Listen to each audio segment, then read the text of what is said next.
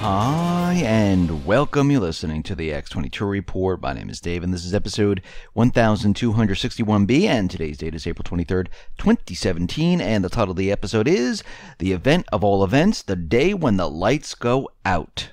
Now, before I get started, I just want to make an announcement. Yesterday, Saturday, I uploaded an interview with Bix Weir on the X22 Report Spotlight YouTube channel. So all you need to do is go over to YouTube, type in X22 Report Spotlight. It will bring you right to the video. Or you can come over to the X22Report.com site, scroll down a little bit, look over to your right-hand side. You'll see the video there. Same thing with NewsSentinel.com. Scroll down a little bit, look over to your right-hand side, and you can play the video right on the site. Let's get into the economic collapse, political and geopolitical news. Now, as we have mentioned on Friday, we see that the House Intelligence Panel, they are continuing with their investigation into Trump and Russian collusion. And we know that there's nothing there. And what's very interesting about this is during the hearings with Mike Rogers and James Comey, Trey Gowdy was out there saying, listen, you know there was a crime committed with unmasking those Americans, and this is completely against the law. Why aren't you investigating that? And of course, James Comey completely couldn't answer the question. Instead, they're going after something where they have no evidence. There's nothing there. They can't find anything, but they're continually doing it. And there's a reason for this, because they need to keep the idea that Russia was involved in fixing the elections, that this is not the way it was supposed to be, and to show the allies, all the other countries where the United States has gone in and actually messed with the elections, they need to show them that this could happen to their country, so let the United States stay in there and protect you, which means they're going to manipulate the elections. And we can see U.S. House Speaker Paul Ryan says one of the reasons the U.S. Congress has launched a thorough investigation into Russia's alleged meddling in the 2016 U.S. election is to prevent the same kind of thing happening to its NATO and other allies. Well, what happened? Nothing, because they haven't proved anything. Basically, he just lied. Russia didn't do anything. They already showed that they didn't hack anything. They already showed that they didn't have any effect on the elections whatsoever, even though they were out there trying to convince everyone. But what they're doing is they want to make sure that the other countries, the Baltic states and all the others that they've taken over, and I say they, I'm talking about the deep state, the central bank, and believe me, a lot of the Republicans, Democrats, they're all part of the deep state system, and you can just see and hear the way they speak that you know that they're part of that problem. They're not part of the people who are trying to make things right in this country. They're part of the problem. Actually, most of Congress needs to go. And during the interview with Bix Weir, he did mention that once the system collapses, a third of Congress most likely will go to jail. Now, when we look at all of this, we can see the deep state is continually pushing their propaganda, and you can tell it is propaganda. And you need to think about why in the world would North Korea provoke the United States, provoke China, provoke Japan, provoke South Korea. I mean, think about what's happening here. It's like a kid who is surrounded by all these bullies, and the kid is pointing to each one of them saying, yeah, come on, hit me. Yeah, come on, hit me. Yeah. Why would that even happen? It wouldn't. This is deep state propaganda. It's the same propaganda they've been using with the Islamic State. And they control the corporate media. And if you notice, all of this is coming out from the corporate media. And we see that right now, North Korea is warning China of catastrophic consequences for siding with the U.S. And they're doing whatever they possibly can to make us believe that North Korea is going to do something. Now, North Korea is out there saying that they're going to sink a U.S. aircraft carrier as Japan deploys warships and the USS Carl Vinson approaches North Korea. And of course, they're going to have some type of drill. We don't know where the location is going to be. But we can see right now that Japan has 2 ships sailing with the USS Carl Vinson, allegedly to North Korea, because we've seen in the past that the USS Carl Vinson, when they said it was sailing to North Korea, it really wasn't. They said the USS Ronald Reagan was sailing to North Korea. It really wasn't. They said the USS Nimitz was sailing to North Korea. It really wasn't. And all of that turned out to be fake, phony, and false. But the corporate media was out there trying to convince us that this was actually happening. But once again, we know that North Korea is going to have an 85th anniversary of the foundation of its Korean People's Army on Tuesday, and they're going to have some type of parade, some type of thing going on. And of course, the deep state likes to play on this, and this is what they do. Now, the corporate media is out there, and they're saying this is the third U.S. citizen that has been arrested and remains in custody by North Korea, according to South Korean news agency Yonhap. And we've been seeing in the past, a lot of these stories are coming out of South Korea. And most of this information is completely fake, phony, and false because they can't even name a source. It's always anonymous. It's never, this is the truth, this is where it's coming from, this is the person who stated it. Whenever they mention something that's anonymous, or the person doesn't want to reveal his or her identity, don't you think the people of the world have the right to know who these individuals are, where they're getting the information? If they're trying to get us into war, don't you think we have the right to know this? I do. Because if they're trying to convince us of all this, we need to see evidence, we need to see proof of what they're saying. And this is where it always falls short. And I see right now that it looks like, to me, that there are certain elements within the government that are playing with the corporate media, feeding them information that's not necessarily true, wanting to see if they'll run with it without checking. And this had to do with the aircraft carriers, and they completely fell for it and they went with it. Now, there was a report that Russia was moving troops right up to North Korean border, and the corporate media, once again, is using this. This came out of a lot of the corporate media reporting on this, and Russia decided to get involved in this, and they said, well, wait a minute. We did have a drill in the area, but the pictures that are being shown is us removing the equipment, not bringing the equipment in. So once again, we have a story that's not actually true. And according to the Russian government, that this was scheduled way, way, way back in advance. And actually, most of the troops and everything have been removed from that general area, which wasn't even right up to the border. It was much, much further back, hundreds of miles. But of course, the corporate media makes us believe that this is exactly what is happening here. Now, General Mattis said something very interesting. He says that North Korea not proven honest. He's dismissing the threats to retaliate against the U.S. homeland as not credible, saying that the U.S. doesn't believe North Korea has the capability to carry out such a retaliatory strike. Well, they really don't. They can't even get their missile systems up in the air. And again, there is no proof whatsoever that they've actually created any type of nuclear weapon or actually have been using their nuclear weapons underground. Because again, we go back to that test where they said there was a nuclear explosion, there was an earthquake, but Japan never picked up radiation, Russia never picked up radiation, nobody ever picked up radiation from this nuclear explosion.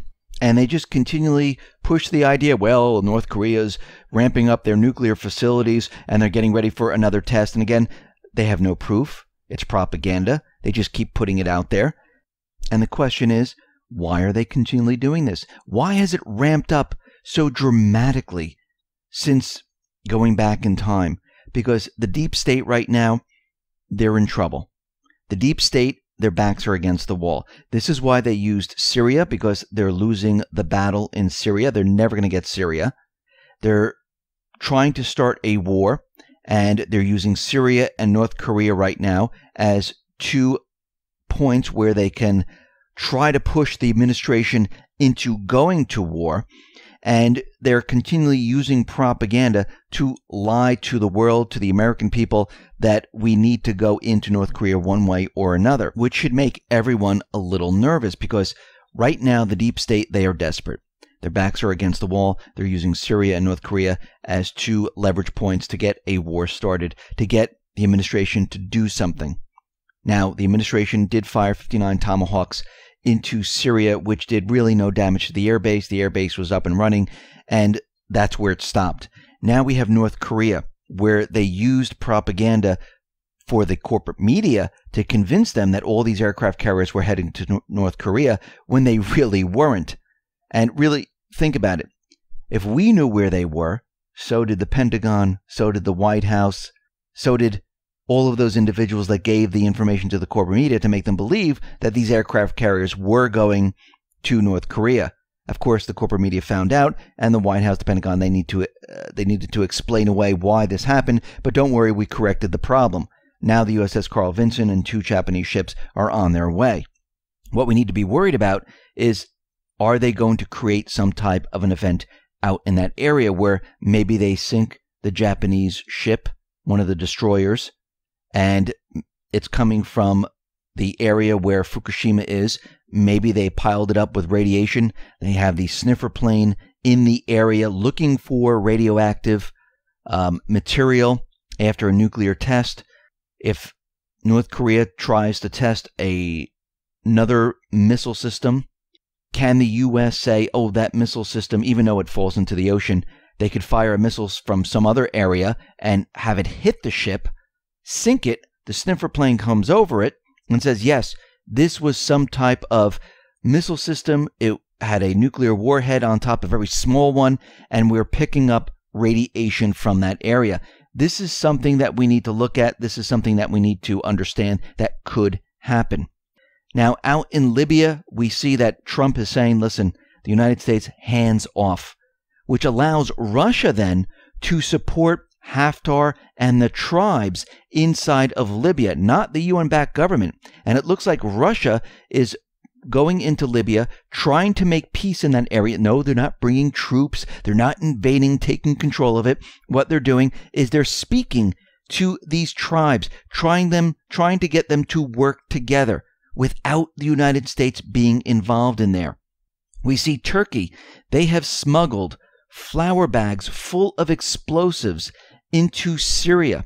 The Syrian army found the flour, opened up the bags, and they found that they were filled with C4 explosives. And Turkey has done these things in the past, where they're saying they're giving humanitarian aid, and it turns out it is not humanitarian aid. It's actually weaponry that the terrorist groups can use. We see the Russian Air Force. They have wiped out an entire al-Qaeda camp in Idlib. And again, Al-Qaeda, the Islamic State, Al-Sham, they're all backed by the United States government central bankers. And we can see the only country, or I say countries, that are fighting terrorism, truly fighting terrorism, are Russia, Syria, Iran is helping Syria fight the terrorists, and China. The allies, the U.S., Israel, they've created the terrorism to be used on all of these countries. Al-Qaeda, Al-Sham, Boko Haram, the Islamic State. That's all part of their terrorism network. Now, since the bombing of Syria, where the U.S. launched 59 Tomahawk missiles into Syria, Russia right now is ready to provide Syria with air defense systems it needs if such an agreement is reached.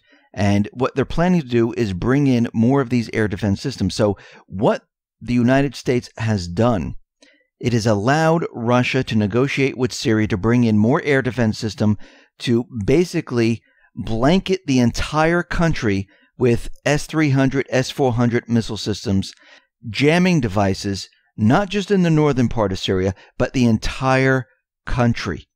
And we can see, was this planned from the beginning? Hitting that base where they were told to evacuate and not do any type of damage? Did this allow Syria and Russia to come to an agreement and say, listen, let's take the entire country, let's bring in more defense systems, let's blanket the entire country to make it impenetrable to Tomahawk missiles or anything else that's coming into the country. So what has been done since that point in time? No troops have been involved in going into Syria. The 150,000 troops, propaganda once again. This is what the neocons, the deep state, the central bankers wanted. Putin has already put out there that the intelligence agency, the terrorist groups, they are planning on many more chemical weapons attacks. Well, that kind of puts the kibosh on more chemical weapons being used as propaganda tools inside of Syria. They're now bringing in more air defense electronic jamming devices into Syria to blanket Syria so there's no more attacks with Tomahawk missiles or anything else. So what we can see right now, it has actually hardened Syria and made it even more difficult to do anything in Syria. Very interesting. Now, we know that Gotham Shield is coming up Monday, Tuesday, and Wednesday. And something very interesting happened on Friday, where the U.S. power grid, well, it looked like it was hit with multiple power outages affecting San Francisco, New York, and Los Angeles. And basically the subway systems and certain, lighting and things, that went all out. And they're trying to explain why this is happening. And many people are saying, well, the infrastructure, it is not holding up. It is broken down, and it was a cascading effect, and things started to break down. Other information is coming out that it could have been a geomagnetic storm, because this can influence functioning and reliability of ground-based systems and services or endanger property or human health. And what they're saying is, when you look at PG&E outage map from what happened on Friday, we see that it was widespread. And what's very interesting is that this all happened at the same time. Now, they were reporting that there was some type of geomagnetic storm warning. And they're saying there was a moderate G2 geomagnetic storm is currently in progress thanks to high-speed solar wind stream above 700 kilometers. More storming is expected over the next several days as a coronal hole stream rattles our geomagnetic field. And skywatchers at middle to high latitudes should be alert for visible aurora during the next several nights. And this was reported on April 22nd. And what we're seeing right now is that maybe this happened because of a geomagnetic storm. Maybe this was a test to see if they can bring down certain parts of the grid. Because as we can see, going back to 2003, the East Coast was brought down. And I do believe, and I was there in Manhattan, that this was a test to see if it was possible to bring down certain parts of the grid. And we know there are certain parts of the grid that are all connected. And I think, like 9 parts that are connected together. And if one goes down, it could be a cascading effect that affects another. And we can see right now that they've been planning on something like this for a very long time. Go back to Janet Napolitano, where she said it was not if, but when there was some type of cyber threat or the power infrastructure got hit and the power comes down. Obama also mentioned about a nuclear weapon being dropped in Manhattan. So we have all of these things happening at once, and we know at this point the deep state, they are becoming so desperate right now, because think about what's happening. The global economy is falling apart. It is collapsing. It is accelerated to the point where it cannot be stopped. The Federal Reserve already signaled with their interest rate hikes that they're ready to bring this down. Trump is already saying that, yes, the economy is a mess. There are bubbles everywhere. And he realizes that there's nothing that he can do with the economy right now except to bring it down. This is why he's out there trying to flip-flop on interest rates and a high dollar, because he realizes what the Fed is doing, and he flip-flopped on it because there's a battle going on between the administration, those individuals in government who want a change, who want the Federal Reserve out, who want the deep state out, and then we have the central bank, the deep state, and the neocons. And they're fighting against each other, and we can see this is a huge battle. Now, we need to understand that the deep state, they play very dirty. We've seen it in the past. We already know that DHS Director Kelly was out there saying that we're at a period where we're equal to or greater or worse than 9/11. And we need to understand that they will do anything possible to have an event that will change everything, to erase everything that has been said before and focus us on what is happening right now. This is the way they work. Now, with all this propaganda and everything that's coming out about North Korea, they are trying to create this environment to make us believe that this is what's really happening, because they need to do this over a period of time to build it up enough to make you believe that this is where it is coming. Now, North Korea does not have the technology to do this type of work. This is going to be coming from the intelligence agencies, the deep state, because we can see from Vault 7 on how they can create this code. It was already experimented in the Ukraine, where they used a common malware that was out there and they brought down the power grid, and you can't hit the power infrastructure through the internet. It's not possible. They need to do it from the inside. So we can see already that they are getting prepared and ready. Now, are they going to shut down the entire United States and make everyone go power out? No, they're going to do this in certain areas because they need the rest of the country to hear and listen in what is going on. Now, those areas that were not hit with a power outage, most likely those areas will be hit with some type of physical event. Maybe a dirty nuke or something like that to blame it on North Korea or what other group they're going to blame it on. But we can see they're getting prepared and ready for this. And what we're seeing right now is this build-up to have events of all events, to shut down the power, to make people afraid and scared, to have physical events going on at the same exact time, to have people afraid and scared, and to make the announcement that we know exactly who it is. And this is the way they actually work each time, because they will know exactly who it is the day of or the day after it happens, maybe 2 days. They'll give it a little bit more time. But it's completely impossible to know exactly who it was, especially when it was them. So we can see right now we're moving into that point in time that they're moving to have this event of events. And like I said in the past, you need to be ready. You need to be prepared for what is about to happen. We've been talking about this for a very long time. We knew that this was definitely a possibility. And we're getting to that point where things are rapidly heading in that direction.